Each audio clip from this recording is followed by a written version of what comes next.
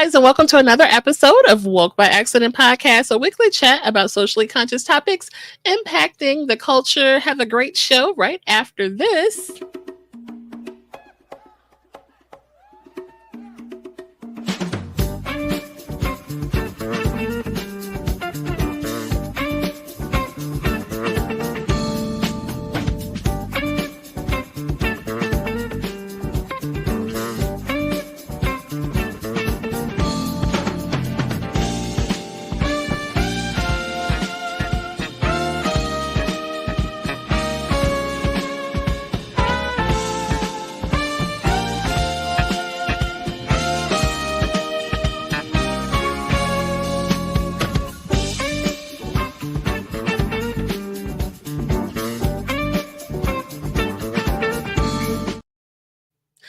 Hey guys, and welcome to another episode of Woke by Accident Podcast, a weekly chat about socially conscious topics impacting the culture. We are happy to have one of our most favorite co-hosts today, Sambaza, host and creator of the Sambaza podcast. He is a three-time nominee for the Best African Diasporan Podcast by the APVA, and he is from the Republic of Kenya in East Africa. He is also a presenter at the 2024 Afros and Audio Podcast Festival. Welcome, Sambaza. Thank you. Thank you. How are you doing today? Good. Thank you. Nice. Ready for the show today? I am. So looking forward to it. Able to bring you guys a great guest again. So we appreciate you guys for tuning in and tapping into the content. Our title is understanding domestic violence and toxic relationships. So getting a little serious in the subject matter, but definitely something that our community needs to understand and have more information. So glad that we could put together a program on the platform about this. Your thoughts on the topic? Well, I think it's one of those topics that has been coming. It's been in the making, and my guess is this is the right time to have a conversation about it based on, well, it's due. It's been due. For sure. I think on the calendar of the different types of month for this, a month for that, it's coming up soon. I think it's acknowledged and recognized in October, if I'm not mistaken, but definitely, like you said, it is time. These things, there's been some major news stories and, feature films that have had the subject matter, involved. And so I think it's timely. And it's one of those things that, sometimes you don't want to talk about it, things that people are going through and they don't want to talk about. But, let's, crack that open and wake it up and have those conversations like, we like to do. So I think it's in the month of October. Correct. Yeah. Right. So I think we're getting started and having this conversation a bit early so people can have a chance to reflect on it once the time comes. For sure. And I know, and like in my city, people do get involved. There's walks and celebrations and survivor acknowledgments and lots of things to recognize the month of Domestic Violence Awareness Month. So when time comes around, you definitely want to encourage people to see what's going on in your neck of the woods, your town, and get involved or read up or share inspirational pieces maybe on your social media, for example. Yep. Okay, and so we did mention that we had a guest today that will help us navigate this particular subject matter. So let's introduce our guests. We do want to, again, welcome all of you guys checking us out, either on the replay or when this comes to audio, to Woke by Accident and the Sambaza podcast collaboration. And so today we have the privilege of speaking with a guest who's actually been on before. She is a licensed mental health counselor and the owner of Growth Empower Transform Therapy LLC. She brings a wealth of experience and deep commitment to mental health, specializing in critical areas such as domestic violence, coping skills, and grief. Through her practice, she has touched the lives of many, guiding individuals through some of life's most challenging moments. And so we're definitely glad to bring her into the conversation that we're going to have today. As we dive into today's episode, we'll be focusing on the urgent and often difficult topic of, like we said, domestic violence, its impact on our communities, and the pathways to healing. It's all about healing, guys. We've been talking about mental health, and this is another way it can be impacted. So, our expert will help us and offer invaluable insights into how we can support those being affected and work toward breaking that cycle of abuse. So, without further ado, please welcome Miss Denise D. Moore. Hi, everybody. Hey, Jen. Hi, Sambaza. Thank you for having me on the show again. Yes, You're thank welcome. you for sure. All right. Well, we'll start right off the bat. I think the point we're trying to do is to understand Mhm, domestic violence and toxic relationships. We think that it's important to define this Mhm. or these topics that we're talking about. So please share what domestic violence and toxic relationships are. This includes various forms they may take, either physical, emotional, psychological, and what people really don't talk about much, financial. Mhm. Absolutely. So, with domestic violence, it's also called intimate partner violence as well. It can take place in a family or someone that you're really close with or someone that you reside with. And that's a lot of aggression. The aggression can be physical, as you said, financial, psychological, emotional, also sexual as well. And so it does cause a lot of distress onto the victim. And toxic relationships, um, just want to put a disclaimer out there. Um, just because someone may have toxic ways and tendencies does not mean that they're automatically a narcissist. You mhm, have to be diagnosed with narcissistic personality disorder either by a licensed mental health counselor or a psychiatrist or a psychologist or a licensed clinical social worker or a licensed marriage and family therapist. I cannot just, on a whim say, "Oh, you're a narcissist." No. mhm, Because there are so many people that call me and my colleagues saying, "Oh, my such and such said I'm a narcissist and I need help." That's not true. But toxic traits and toxic tendencies, a lot of individuals are minimized, their boundaries are crossed, their self-esteem is made to feel really low. There's isolation that takes place from your friends and your family and sometimes your workplace. You're made to feel as though you have to depend on this other person, and sometimes it can be commingled with codependency as well, mhm. and the victim in both instances can have a fear of their life.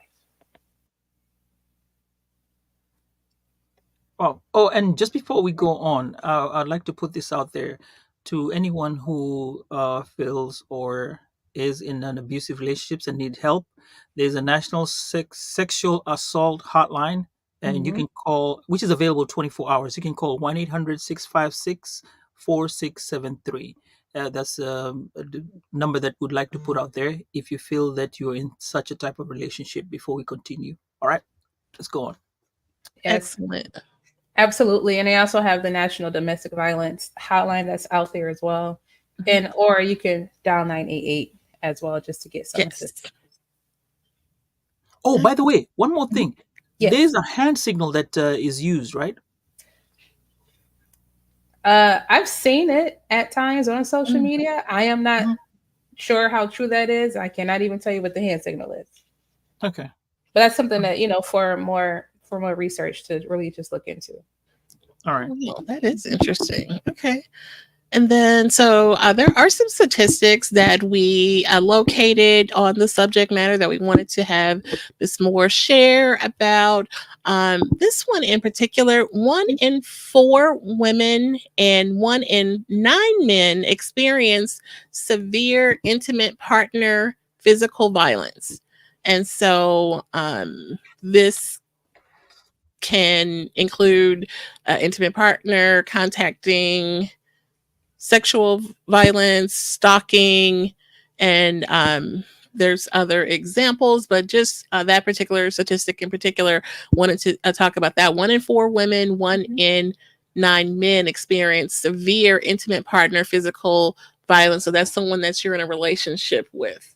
Yes, and another thing to note is that domestic violence and or intimate partner violence also affects families. So parents can also cause that violence and harm on their children as well. Like there are stories that we hear in our therapy rooms and probably and pretty sure medical offices of the child is maybe 18 or 17 and their parent is still physically abusing them and financially abusing them. Those are also tied into that category. And that's just the statistics that is known. So often, these numbers, these people are, it's not reported. It's embarrassing. It's Mm-hmm. embarrassing for the women to report it, and it's embarrassing for the man to report it as well. Like Yes. across this earth, there are so many shelters for women, children. However, you don't really see or know shelters for men. So when we have men in that situation, it's very hard for us to assist them with seeking an outside place to reside because those doors are not always open to the men. Definitely. And since you mentioned reporting, there's a statistic that speaks to that. Okay. So this, and this is from the NCADV, this particular statistic, only 34% of people who are injured by intimate partners receive medical care for their injuries. So that means that they're not going to the hospital for their, wounds or injuries that they suffer. And that's a significant number, 34%. 34% is very low. There's a fear that the victims have when they're in that situation. Mm-hmm. Because they have already been isolated from friends and or family, or if the friends or family know, and because the victim has not taken upon themselves to exit that situation, they're often blamed. And so what the outside individuals don't understand is there is a fear that have taken place. We have seen so many individuals lose their lives trying Mm-hmm. attempting to leave, or who have already left. You know, if you so many individuals who have already left that situation, Mm-hmm. their ex-partner will find them and will come and will delete them or end the children or really, do some type of physical harm to them. So it's a very dangerous and delicate situation for even the victim to go ahead and speak up and speak out against their perpetrator. Definitely. Stay in tune with a lot of news stories. Obviously, for the podcast, we've covered a lot of news stories, and I know there's been some locally here in St. Louis. That people have went through this, so yeah, it hits home for sure, and it's very I want to say shocking, but I mean we don't want to be shocked, but it is kind of, I guess, startling and alarming, I guess is the word. Very much so. And so many individuals, they're not educated on what a healthy or an unhealthy relationship is. Mm-hmm. So people are walked into that situation if it's a romantic situation.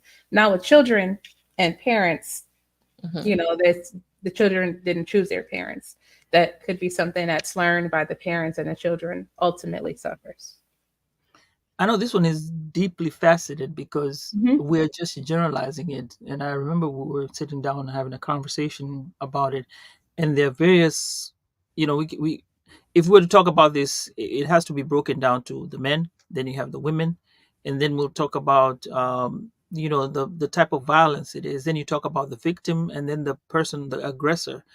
It has so many instances, so we're just not going to cover all of them. We're just going to figure out one, just take one at a time, and then if we have any questions, maybe we revisit this issue again. Now, Jen, you said we should not be, we don't get shocked. I think we need to get shocked. We need to get shocked Okay. because once you get used to it, then that becomes a problem. Because that's the Mm-hmm. part where we say, oh well, it's happened.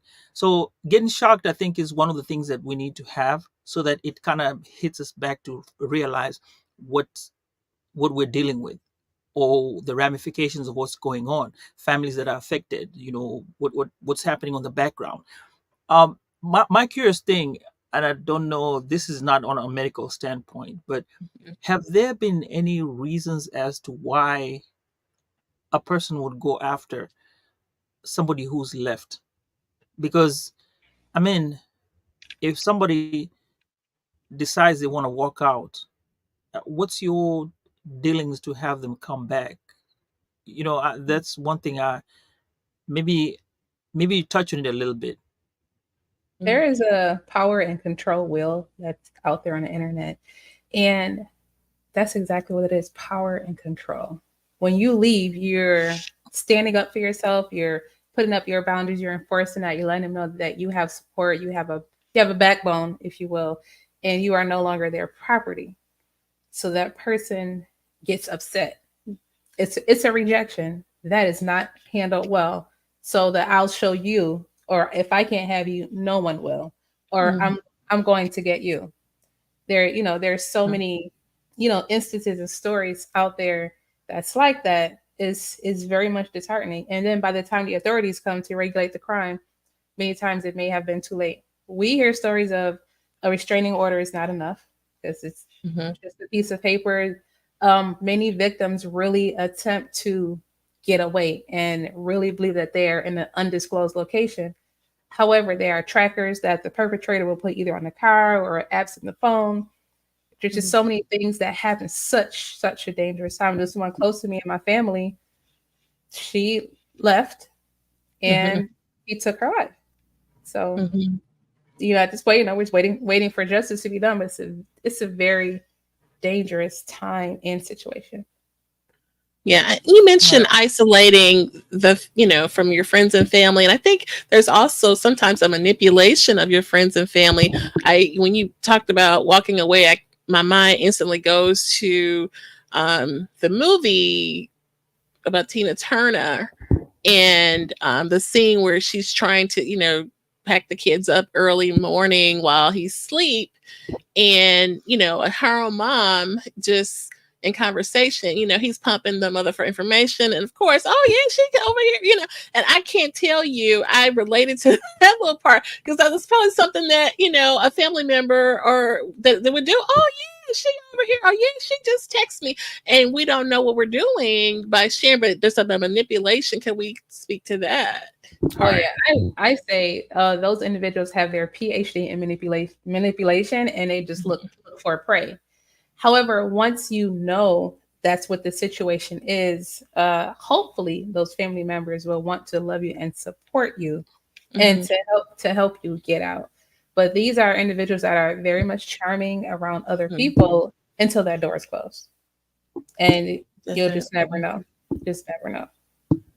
That's true. And so I guess knowing that, we don't know what's going on behind closed doors, like you say, you may want to be mindful what we share about people in our circle. You know what I mean? Someone starts asking a whole lot of questions and, just antennas may need to go up perhaps. So. Absolutely. Or if you see your friend in a situation, and if you're able to pull them to the side, not in front of people, but just pull them to the side and ask a question, and just to see, and also stay in that person's lives. I know when I was in that situation, the person I was with really wanted me to eliminate all of my friends, and I was like, no, I didn't do it, and I'm so glad I didn't, because they drove a wedge between many friends that I had. I didn't know they were tracking my phone or anything like that. Someone else told me. And I was like, oh, no wonder you knew all of these conversations. I'm thinking I'm having private conversations about exiting. And, every single thing, like every step I made, he was already like 3 steps ahead. So just knowing that I will, not, and being strong enough not to just eliminate all of those friendships, but to keep those people close to you. That's true. And with the manipulation and sharing of information, I just thought of a memory that I kind of like literally suppress, and I don't, share a whole lot of personal information, but I do, had a family member that went through something like that. I was a child at the time, and, I was manipulated into sharing information, which, cause, different things that happen. But because I'm a little kid not knowing, oh, of course I'm spilling the beans, and So they use children in this manipulation. Absolutely. Yeah, They will use anybody. They will use anybody. Again, they have their PhD in manipulation. that is so true. So, Yeah. you have a personal story of having gone through it. Hmm. Oh, okay, okay. Well, sorry to hear Absolutely. that. I appreciate that. And so one thing I had to learn is those the red and green flags of a healthy relationship, because I didn't know. Because Mhm. if I knew, I wouldn't have been there or been there too long. And plus, I had my daughter in that situation. So when I said when I got out, when I was beat out of that apartment, I was able to share it with not only my daughter, I made sure her friends knew and other people.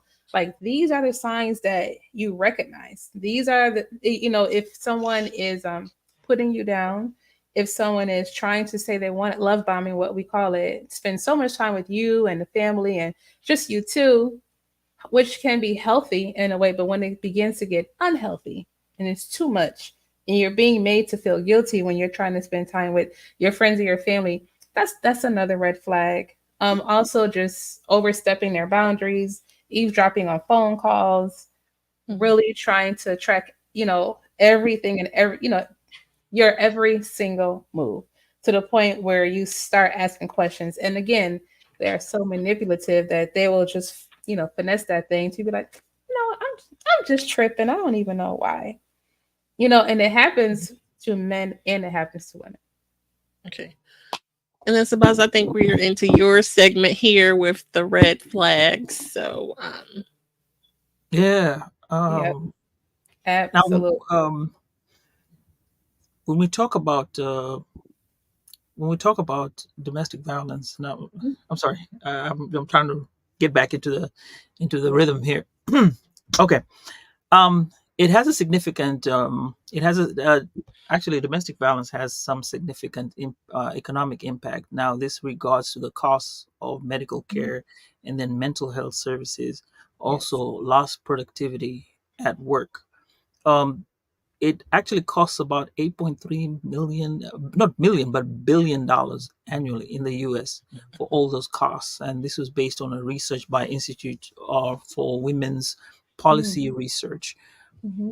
Now, the reason why we go into the economic impact is because of what it does to the family. Mm-hmm. And I think in some way, this affects the reason why people don't come out and say what's going on. Because remember, when you're going for medical care, that means it's going to be a cost either to you, but in retrospect, you're actually costing the the government. Two, Absolutely. you're also not showing up to work, which means you're losing money which could have been going to the family and helping yourself. But again, that's losing man hours to the company. In it's a secondary thing. And then also the fact that Mm-hmm. when you miss work, you tend to be questioned as to where were you, and having to show up there and say, hey, I'm okay. But you could not be okay. Remember, sometimes when it's physical, um, it's really one of those things that people don't even want to talk about it when you're at Mm-hmm. work. I've been through two instances. I think I've talked to Jen about this on a private conversation, where people have come to work and you can see they have a black eye, and you know that something happened. It's a very difficult conversation to have. These are people maybe you even laugh around and have these nice conversations. Uh, I'll end there and ask you about your opinion regarding that economic impact, and Yeah. if there's any way we could go around it and make it much better, uh, in terms of having to prevent. Mm, I think preventing it with the money that could have been saved. absolutely. So I'll just speak to here in America because I'm not sure about other countries. Here in America, we have to go to work. We have to show up, even if we're sick. We have to get it together to perform and complete our duties. We only receive so much of pay time off before it's looked at as, I don't know if this job is right for you. Individuals can complete the Family Medical Leave Act or FMLA paperwork to see if it's approved. Also, that has to be approved by your employer. Questions will be asked again, or short term disability. However, that individual is still, they will still feel that economic impact. Homelessness occurs, on evictions happen. So something happened, you're evicted, you don't have the money, you can't get into the apartment, the children may get taken away, they're impacted, you may have to live with family, it may be foster care placement. There's so much that happens. It's not always quick, it's the help doesn't come quickly, and it's not always funding there, for assistance like that.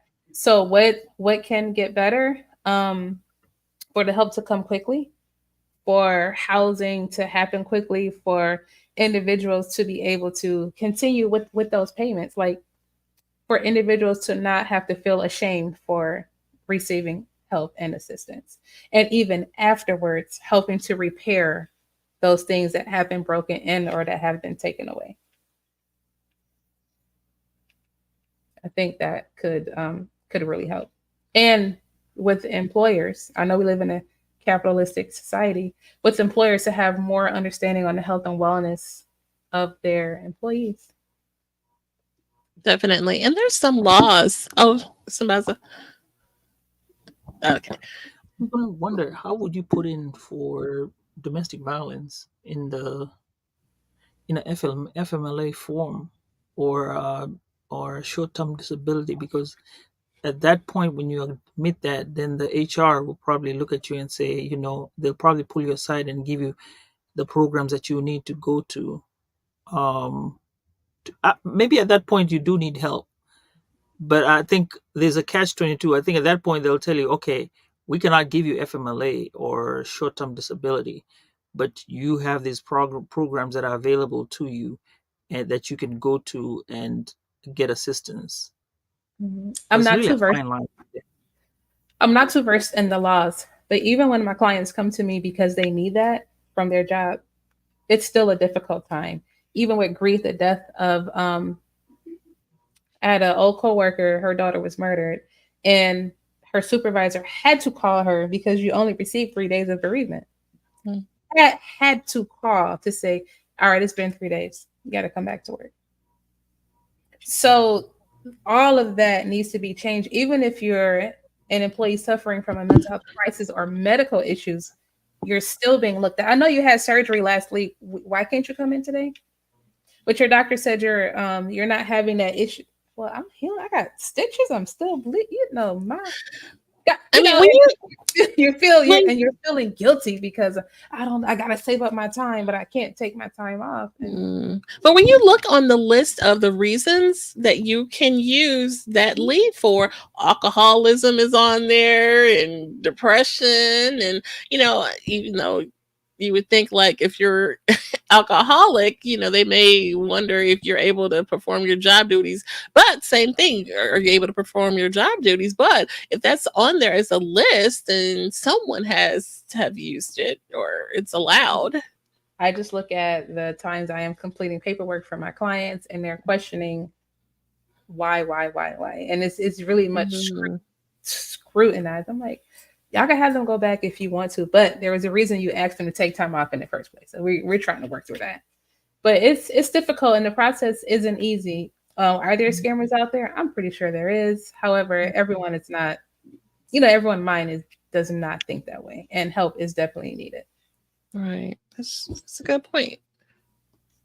Yeah, it's a really fine line, and yeah, but Yes. now these programs that you have now, when you're talking about the economic impact, are there programs that would help women who are? I know they're there.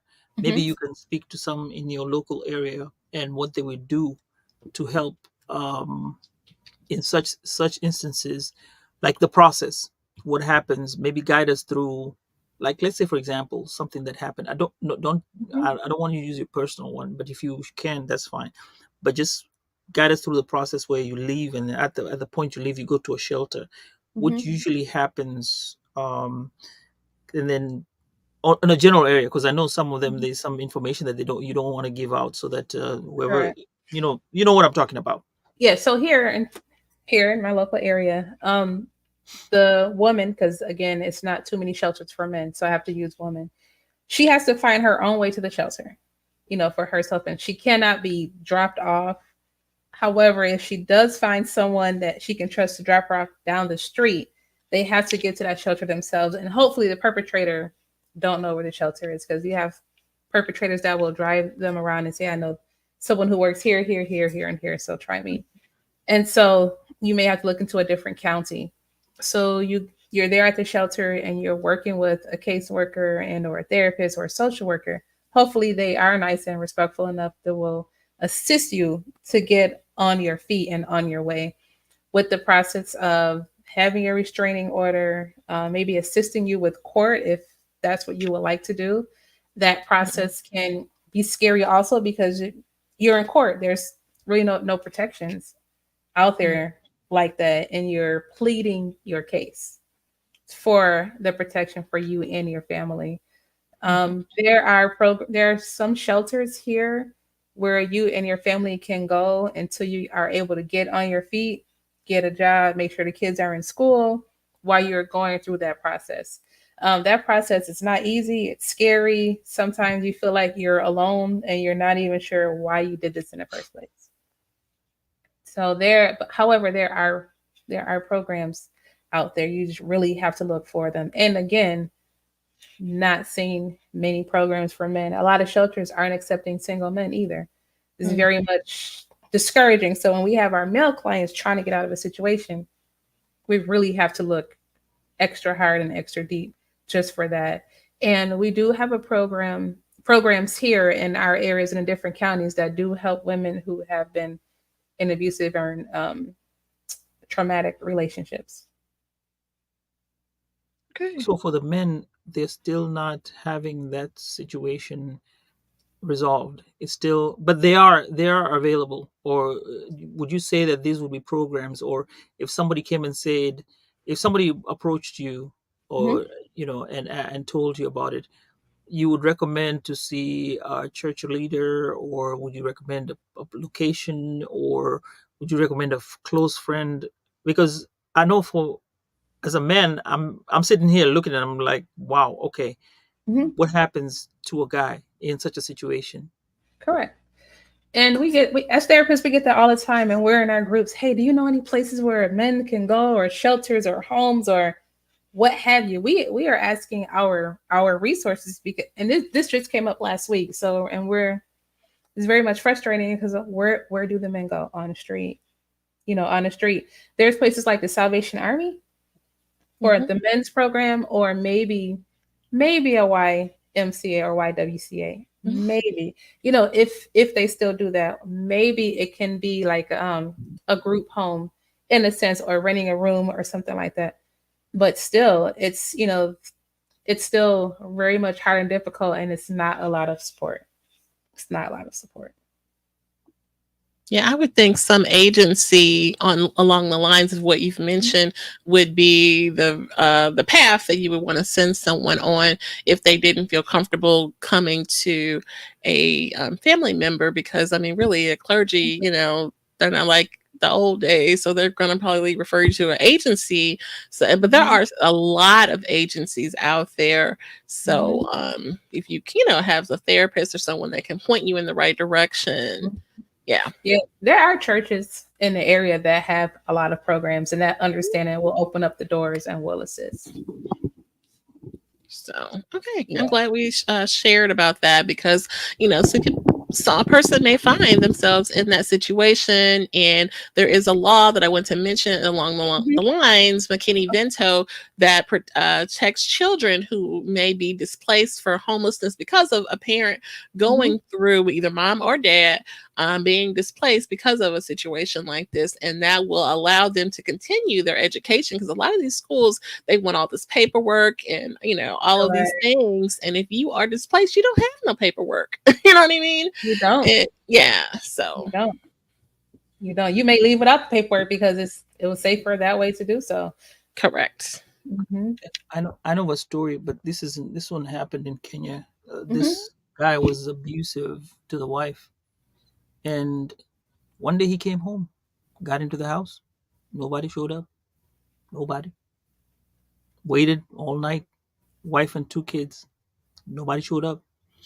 Apparently, they Mhm. had left for America. Somehow they got away and got out to America. Oh, wow. The guy never knew. He just sat in his house the whole day, looked for them, no trace at all.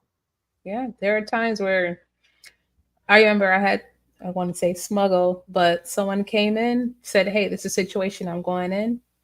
Me and my director said, "Hey, you know what? Pack a bag and tell them this." And they came in the front door, went out the back, and went to a program. Their partner actually called the deputies to come and speak to us, and we said, "Hey, it was a domestic violence situation." He said, "I got it. You don't need to say anything else," Oh Mm. wow. Mhm. and left because there are times where it's really that scary, and it's you really need to go ahead and do it. And by the time someone leaves, you just don't know how many times they have tried to leave before already. Mhm. Yeah. Another Mhm. scary one that happened. This was in Dallas, like maybe Mhm. 12 years ago. So, but this was violence and was happening in the car on real time. And it was an African American lady, and she was being held at gunpoint now by the guy. I think he was chasing him, and for some odd reason, she managed to pull up in front of a cop, an older cop, and then she tried to tell him something. And the cop, I don't know what he was thinking. He drove away. And this wasn't a rookie cop. I mean, this was a cop that had spent some years, 10 plus years, and Mm. drove away. Story ended. He got fired. I don't remember what happened to the store, Mhm. the lady, but it was at that point where it kind of had a lot to say about what people know. And some police officers did can miss that, and which is why I want to go back to that hand signal. Mhm. It's this: you Okay. raise your hand. Can you see like this? Okay. Yes. So open palm, that and that, and you make it known. If you do that, that tells you you're in distress, you need help. So anybody who sees that might wanna look at it and know that somebody showing that needs some help. Mhm. Yeah. Okay. So Thanks that's for the checking it out story. for us. Yeah, definitely. Give it to us one more time, Sambaza. You open palm, Mhm. thumb tucked underneath, and then that. If you see that, Okay. that tells you that whoever is showing you that is in distress. So Okay. you want to call 911 or ask them a question or try to make sure that they're okay. Okay. Thank you. Excellent. Appreciate it. And I know we were Actually, had it on talking. TikTok at one time. They played it on TikTok one time. I saw Oh, Um, that. two people missed it. The last guy got it. He was a waiter, and he Mhm. got it. But then they told him, "Yeah, we appreciate that you picked up on it." Yeah. Mhm. Yes, because sometimes we see things on social media, we're just not sure if it's true or not. However, it's great to know that that hand sign is out there and it's true. All right. definitely. And then you touched on some of the red flags and warning signs, isolation piece. You wonder why someone is, kind of separate you from your people in your inner circle and things like that. Any additional thoughts on the red flags? Maybe if a friend that's going through something, like we kind of spoke a little bit about what to look out for. Hmm. Just also just be mindful that your friend or your family member is going through something, and it's already embarrassing. I know in my situation, I had family members say, it's about time you got out." And I Mm. also had someone say, "Oh, honey, I knew that's what it was. I was just waiting for you." And I said, "Why didn't you tell me?" Because I didn't even know. Like, if there's Mm. something that we don't know, tell us. Like, don't be afraid to Mm. educate your friends. Once you educate your friends or have that conversation, if that friend is like upset and cussing you out, and they're like, "Okay, I'm gonna just back up just a little bit because it may be sensitive or something that you may not know." We've all experienced that, including myself. However, just kind of be a support, not saying that you're approving of that relationship, but hey, I'm just calling to say hi and see how you're doing. Hey, I'm just calling to check on the kids. Hey, tell everybody I said hi, so that person can actually know that I can call you when this Mhm. situation is going on. I Mhm. can say, hey, thank you. And I had a friend say, I appreciate you not turning your back on me or leaving me when I was still in that situation. And I said, all right, I knew what it was. I was just there. I was able to get out, and I know I was just waiting and just there to support you while you're in that situation. And then when she got out, we were able, like, we were so glad, we were celebrating because one, we don't always make it out alive, and two, we never went back. There's so many people that go back because of all those economic hardships, as you were saying, Sambaza, earlier. And so many family members, they think about that, like, okay, now how is this going to affect? They play that tape all the way through and say, okay, I don't have a choice but to stay, or I don't have the support, or I don't have the strength to move forward and do it. Mhm. And these the factors that will make you lose your friends. Like for example, Absolutely. if the guy is well off financially, financially whatever, has all this, and then you try to tell him, hey, you know what, this guy is borderline on you, and this Mm-hmm. does not look like a healthy relationship, this is too toxic, you cannot survive like this. Now for you at that point you'll be like, oh no, this one wants me to lose my relationship, Mm-hmm. they don't like what's going on. Mm-hmm. um and I'm unfortunately, when you said that some people said it was about time, we were just waiting for you to leave, we're waiting on you. I I kind of say there's that little bitty fact that when they try to help you, you really, it has to come off from you, because as much as I might try to struggle and pull you out of it, you'll still go back if you're not ready. Mm-hmm. There's that point where you're not ready. But at Uh, least you did. These people, they didn't try to help me or speak to me, so it was just. So that's why my response is, Mhm. why didn't you tell mm, me or pull me to the side, like, to say something? And so, when my daughter had a friend in that situation, middle school, because it doesn't happen to only an adult. Mhm. It's middle Mhm. school. One of her friends was dating somebody. I sent her the red and green flags of dating, and I said, "Oh, honey, since you're at the age of dating, I purposely, honey, since you're at the age of dating, this is healthy relationships and unhealthy relationship characteristics and pointers. Share this with your friends. Tell everybody I said hi." I sent it to her on purpose so she can forward it and say, "Hey, my mom sent this to me, and she told me to share it with y'all." Now her friends know I'm a therapist, so they're gonna take whatever points I give them as golden. And then her friend Mhm. was able to say, "Hey, I think this is me. I'm going to talk to my parents." And I was excited because if she wasn't going Mhm. to tell her parents that day, I was going to talk, going to Yeah. the parents. And so it could be something as sending a YouTube video, sending there's a guy named Yellow Pain. He has a song out called I think Once You Cheat, something like that. Check him out. It can be just something as small as that TikTok videos, like, girl, check this out. Oh my gosh. Like this, I saw this today. Oh my gosh, it touched me. Or dude, man, have you seen this, man? Like, oh my gosh, have you heard about such and such?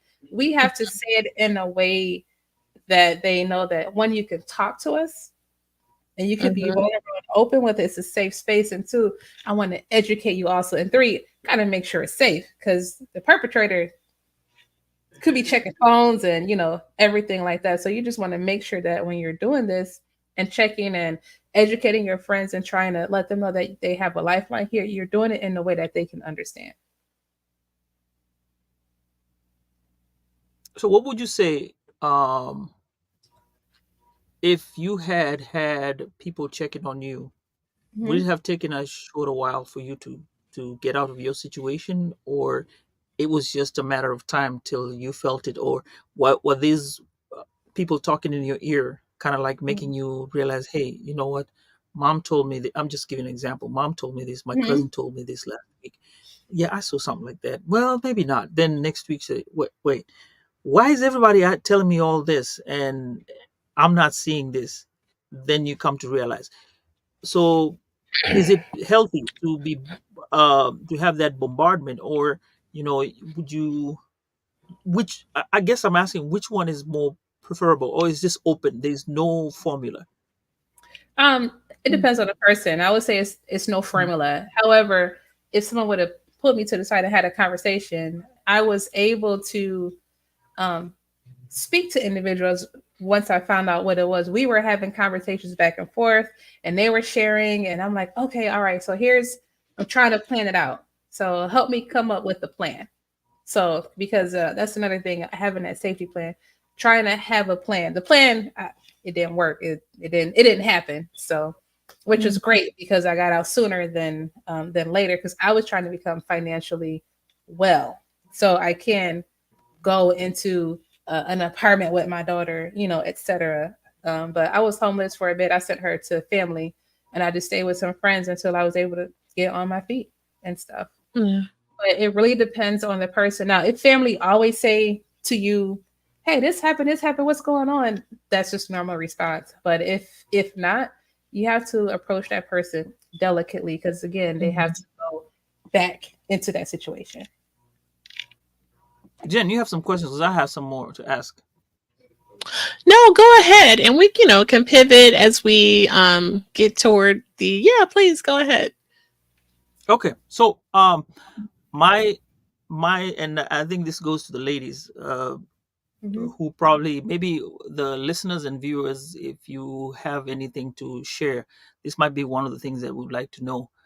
Um, Now, post um, having this situation, Hmm. I know we all need love. We all need to get healed. And when you come out of such a situation, the next person, they tell you don't carry this to the next person. Now, that is still one of those things where you say, okay, fine, you don't want to carry to the next person, but you have to guard yourself. The red and green flags were there, but there's a tendency where some women, not most of them, not all of them, will have this situation where they still carry the experience they had with what had happened before, which is natural. Hmm. That's human. That's Hmm. human nature.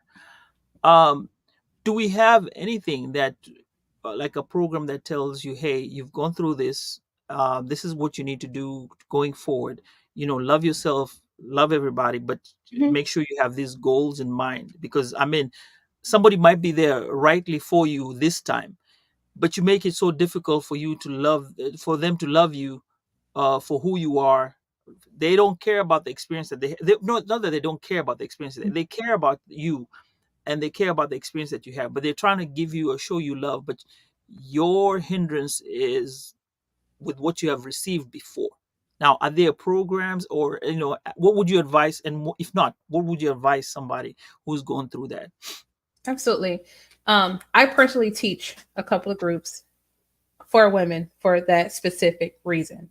Because once, so think of the Erica Badu bag lady and how she talks about the lady having all of those bags. If you do not see a therapist, like if you don't come to us and be honest with us so we can show you what you did not see. We can teach you the signs so it will not happen again. We can teach you how to look at yourself and see what was going on with you, that you were in this situation and that you were in this situation for a certain number of years. We have to work through that. Now, there are individuals who don't want to do that because therapy is still a taboo. Who, okay, you know what? I'm good. Or, you know what? At least they like me. So I'm just going to go ahead and do it and try it out. However, I teach on that. I have a group called Heal, Empower, Release. That's a 6-week group. And I'm going to teach a master class in a couple of weeks to teach women in regards to that. Because there are so many values that families do not teach children. And so we become adults and we're out here. We're outside, we're meeting. We don't, and again, we don't know. We don't know. Now, as far as the program, I'm not sure. I know there's a couple of women's shelters here in Tampa that has classes that do teach that. As far as a national program, I'm not too for sure if there's a national program about that. And that's why when I learn something for my male clients and female clients, I'm teaching them. I'm teaching them. I'm teaching them. And the teaching is a relearning. So you have to unlearn what you already know and be open minded to inputting.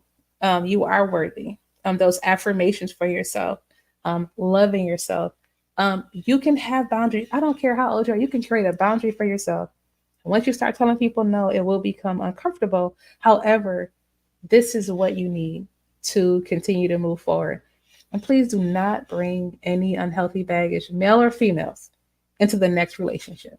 There are There are females out there who will get into a healthy relationship. They don't know, and they mess it up. Same with men. They don't know, they mess it up, or they're on that female. Well, all these other women treated me this way. Well, I'm not. I don't even. Why I have to be compared to the other females, or why do I have to be compared to the other men? Go, go see Denise and her colleagues. Like, we will help get you right. We will say, sit down. You don't need to date. Like, I guarantee we'll help get you right. You won't regret it because you need this for yourself and your future generations. Now, your program, is this an online program or something Online. local? It's an online program. Okay, I so do people. it virtually. I have not done it in person yet because when it started it was during COVID, so it's just been virtual. Nice. So that's Okay. something that people can, take advantage of, right? Absolutely. Absolutely. But you're so right, Sambaza. We have to take that moment to heal. When we say heal, it's not just a small period of time. It's lifelong, and it goes on and on. And once we have worked through so many things, that grief, that loss, getting that identity back, or getting your identity and having your boundaries and learning to trust yourself again, you're able to move forward and begin to have healthy relationships with everyone in your life, not just romantic partners, with everyone in your life. And then some things may come up, and it's okay. However, the goal is not to take everything out on that next person who's healthy for you. And then, like you said, somebody, you won't miss out on your chance to have love and healthy love in your life and healthy relationships. So now we've talked about the I think we've gone through 3 stages. We've gone to the part of how you get out. Now the post. Now it's the woman we've concentrated on. Now let's go to the kids. The kids. Do we have things that we do to help the kids understand that this is not right? You can change this for your life. Because there's one thing that is always talked about, and this is, what do you call it, generational curse. Yes. Chances are the lady who, or the daughter who, or the boy who saw the dad abusing or the mom being abused tends to kind of go that way. Not all the time, but uh, it's been known to have some similar cases. Absolutely. How do we have this stopped, or how do we have this kind of stopped and not have what we call the generational curse, if there's The anything like cycle. that happens? Yeah. Absolutely. And it does. And it's also not only individual therapy, but also family therapy. Because if that is not, if that does not happen as the child, becomes older and get into relationships, then they'll come and see us and say, this is what I saw growing up. And I started doing this, so I don't want that anymore. Or this is what I saw growing up, and that's why I don't want any children or relationships. And so we have to talk about that. That family also needs to talk to that child and children about healthy relationship. What does that look like? Even within the family. I may not want to hug Uncle Earl or sit on his lap. Why do I gotta hug Auntie Lucy all the time? That's letting the child know that even if you say no, you still have to do it because someone is telling you to do it, or an adult is. It's also teaching that child that this is not your fault. There are so many adults that'll say, "Man, if I was strong enough, I would have been able to protect my parent." You mean when you were 5 and you were children? Are you going to fight an adult? It's a lot of misplaced guilt that individuals feel on themselves as well. And again, like one thing I had to do with my daughter was teach her. I brought up real life examples. One, I apologize to her for having her in that situation. Bring up real life examples that she can remember, and I teach her this was not right. That's not healthy. This is how you can look for that. And she does a great job of picking her friends and her partners. So I was not ashamed to share my story. I'm not ashamed to share my story or scared to apologize to her or let her know, hey, this is not right. This wasn't healthy. And I have to teach that. Or like you said, Sambaza, it will continue generationally. We've seen it in the Bible. We see it in real life. And Miss Denise, Yeah. thank you for sharing your story with us. That is something personal that you didn't have to share, and we appreciate that for sure. Absolutely. I appreciate it. I have, I would tell you that I have something that's close to heart that's happening, Mhm. and my thing is, I've had to remove the child off of that situation, and be- my fear is for the child to see, well, has witnessed it. Hopefully, that it kind of goes away from their memory as they grow older. But I know that's not. But Mhm. hopefully, things will be better in that situation. So when I'm asking those questions, it does Mhm. affect me in Mhm. some type of way, and I'm glad that you actually um, brought up the situation. And this is not a medical intervention, or is not, so anyone listening right now, this is not for a diagnosis or anything like that. I think we have given you the numbers to call Mhm. if you are Absolutely. suspecting of domestic violence. I think did I get the number? You got the number, right? Yes. There's a 24-hour number that we should, I think we should go back to it and give the disclaimer. um, the domestic violence line, I got it. It's 1-800-799-7233, or you can text, begin with 88788. That's help available 24 hours a day. So what you were giving us is just examples that you can look into, but it's not a diagnosis. So people, just if you're listening or you're watching, if you feel that that's something that you need to look into, that's where you can get some help. And please do get help, because it's these things are tend to be fatal at some point in time. Absolutely. Absolutely. What I wanted to say about the children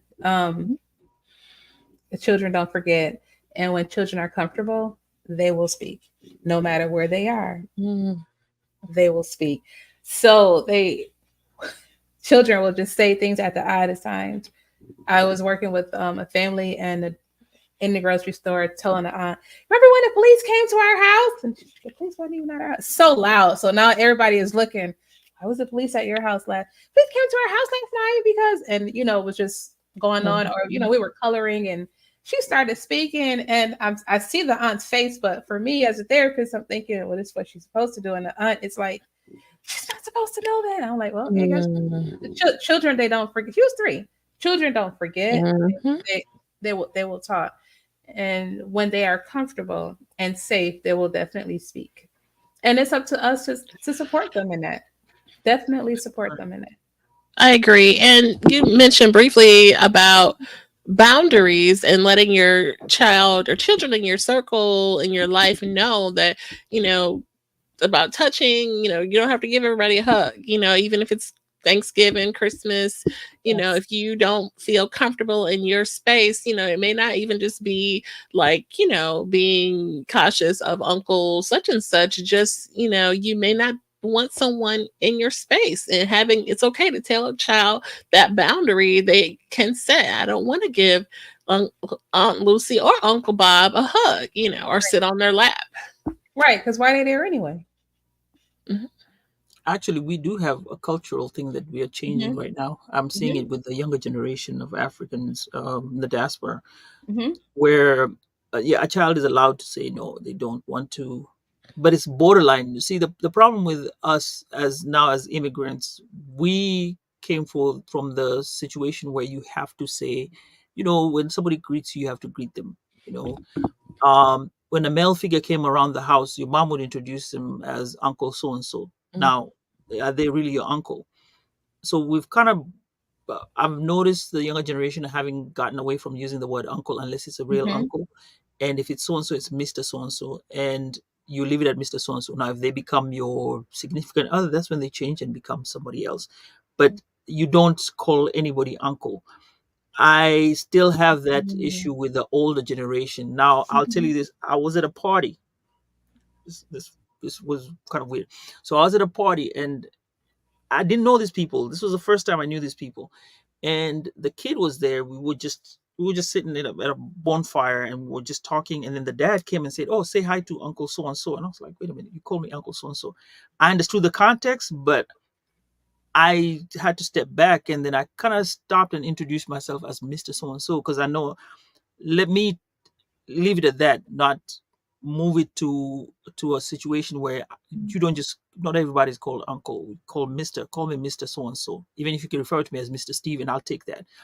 But just don't use uncle, because I think validly, you just don't throw that name anywhere. It means something. So if you make that Mm. name mean something, it will create a boundary where, yes, there's a relationship between here and auntie so and so. There's a relationship. You don't just mix them all and make it like it's open. It's open season for everybody to be called uncle and auntie. Mhm. So that's one of the things that we have to deal with, and I'm glad that we're changing it. Hopefully, it will manifest in the upcoming generation. Mhm. That also happens in the Black American culture too.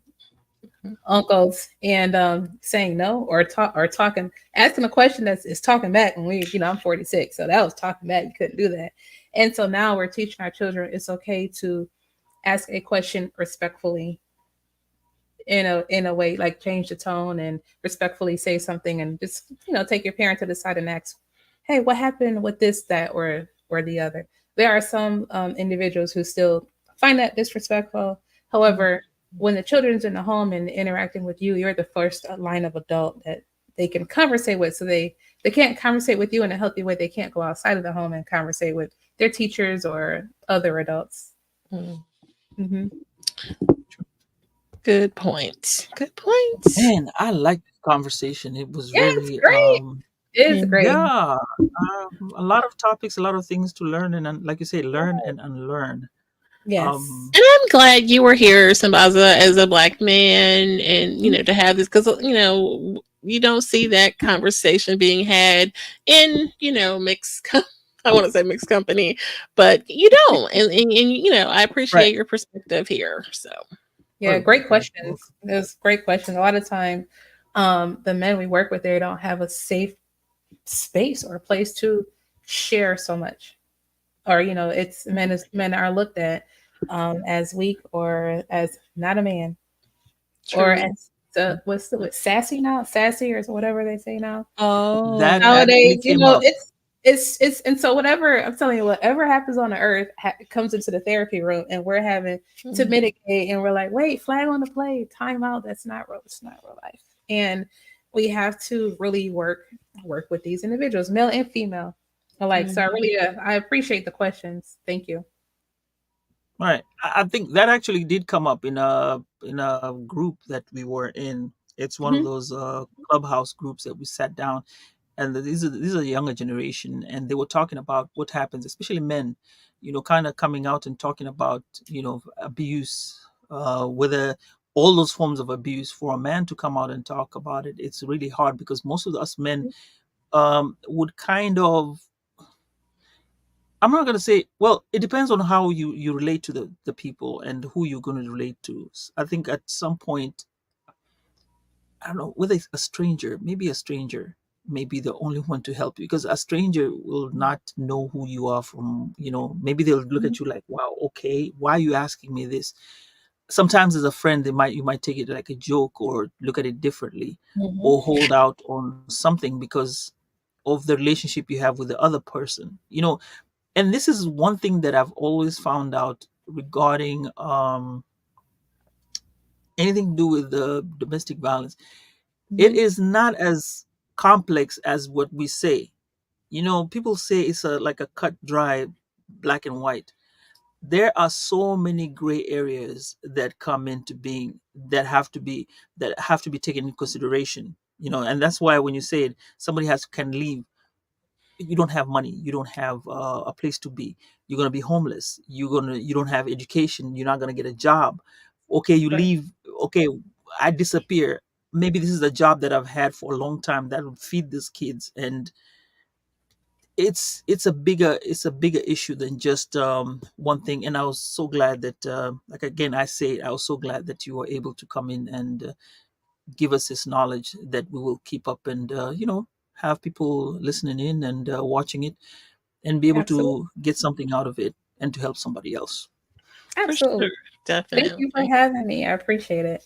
Yes, for sure. Um, let's Now, see. for the fun stuff. Oh, okay.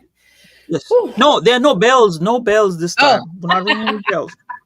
Okay. I know I got you on that one. Yes. Well, um, Okay. people want to know. You have some nice programs. You discuss about these programs that I think you've alluded to some right now Yes. regarding what you do. Yeah. And now, give us a whole. We gave you this beginning part where we said all these nice things. Jen actually had this whole script for you and talked about what you do, but she didn't explain the nitty gritty, right? She just gave us the flowery part. So now, tell us the rest of the part that she was starting you off with regarding what you do, how people can reach you, your socials and stuff like that. Yes, I'll say absolutely. So I'm a licensed mental health counselor in Florida. I say the great state of Florida. I'm based locally in Tampa, and I see clients virtually or in person. I do accept insurance and also private pay. And what me and my team have been doing this year is a Healing the Generation seminar. So in March, we did our mother and daughter relationship seminar. In June, we held our father and son relationship seminar. In September, we're going to hold our father and daughter relationship seminar. And in December, we're going to hold our mother and son relationship seminar.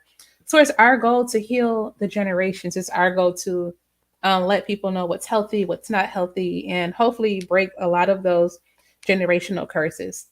It's Nice. also our goal that both, like for the father and daughter, that they both can come. But if not, and if only one come just so you can learn how to move forward in your life. A group that I have is called Heal Empower Release. So far I have that group for women. I have not developed or created a group for men yet at this time, but it's something I am working on. And it's a 6-week group. That one is virtual, and we speak about affirming themselves, like forgiving yourself, and just having those boundaries after you're out of that abusive relationship, that unhealthy relationship, so you can be ready to have healthy relationships. Because many times what we have seen is if you have an unhealthy intimate relationship, many of your relationships are unhealthy, Mhm. whether it's with family or your peers or your jobs. So, I have that. So I'll look out for that. You can find me on Instagram and Facebook at Grow Empower Transform Therapy. And I'll put all of my links there. I'll put my email address, phone number, and also the website. If you want to get in touch with me, you're looking for a therapist and you're not in Florida, I have colleagues like all over the states, all over, in Tampa or what have you. And I will definitely point you in the right direction. Like we want you to come speak to us. We want you to be healed.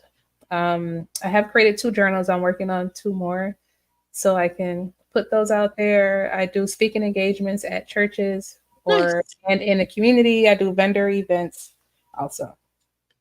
Okay. Excellent. We will have the links Oh, in the show notes too. Mhm. Yeah, that's and awesome. then we have Absolutely. Crimson Bros Network who came in and said, "What's up? Mhm. What's up, Crimson Bros Hey. Network? Pleasure to have you here. Thank you for joining the conversation." Yes. Right.